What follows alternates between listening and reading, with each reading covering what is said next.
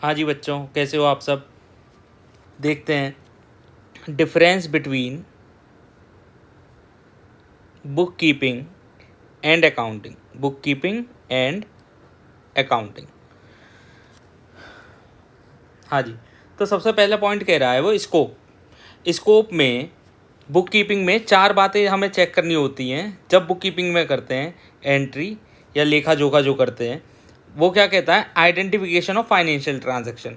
सबसे पहले कोई ट्रांजैक्शन हुई है तो उसे हमें देखना पड़ेगा कि ये फाइनेंशियल ट्रांजैक्शन है या नहीं है। जब हम उसके बाद चेक करेंगे क्या ये मनी टर्म्स में हम है या नहीं है। उसके बाद रिकॉर्ड द ट्रांजैक्शन, रिकॉर्ड कर देंगे ट्रांजैक्शन को और क्लासीफाइंग कर देंगे उसको और लेजर में पोस्ट कर देंगे। अकाउंटिंग। अकाउंटिंग अकाउंटिंग में क्या क्या बातें आती हैं, ये तो बातें आएंगी ऊपर की 4 बातें, और उसके साथ साथ और क्या आएंगी। Preparation of financial statement. क्यों बनाया जाता है फाइनेंशियल स्टेटमेंट? कैलकुलेट करने के लिए प्रॉफिट या लॉस को। उसके बाद कह रहा है analysis and interpretation of financial statement. ये हम 12th क्लास में पढ़ेंगे, एनालिसिस करना और इंटरप्रिटेशन करना फाइनेंशियल स्टेटमेंट को। और तीसरा पॉइंट आया communicate to the financial users. Financial users को कम्युनिकेट करना। फाइनेंशियल यूज़र कौन कौन होते हैं? जैसे शेयर होल्डर हो गए, क्रेडिटर्स हो गए, डिबेंचर होल्डर हो गए,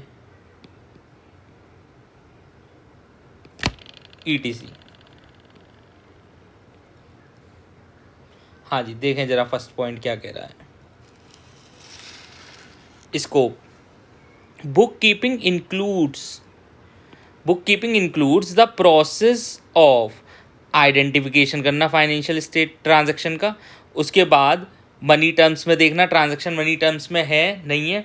उसके बाद रिकॉर्ड करो बुक्स ऑफ द अकाउंट में और उनको लेजर में पोस्ट कर दो। बस लेजर में पोस्ट करने तक का काम कहाँ तक होता है? बुक कीपिंग में। उसके बाद अकाउंटिंग में इंक्लूड्स क्या होगा, following process in addition to जो बुक कीपिंग में हो गया वो तो करना ही है, और उसके अलावा क्या करना है, क्लासीफाइड करना है ट्रांजैक्शन को, यानी कि प्रिपरेशन करनी है उसकी फाइनेंशियल स्टेटमेंट की।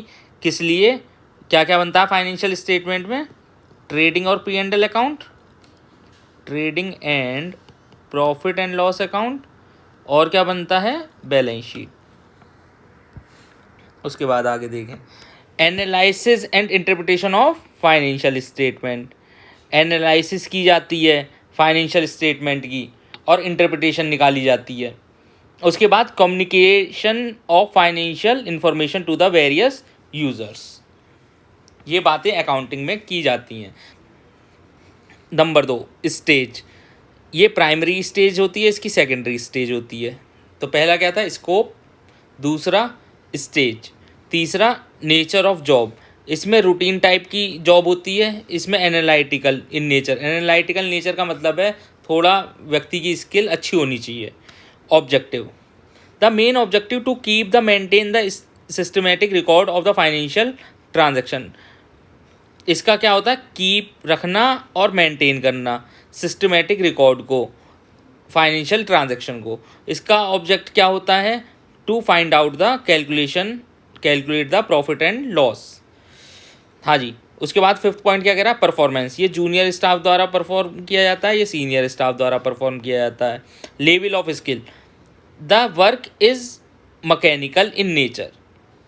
लेवल ऑफ स्किल मैकेनिकल होती है, छोटी मोटी जानकारी होनी आवश्यक है, लेकिन अकाउंटिंग के लिए स्पेशलाइज्ड नॉलेज होनी चाहिए।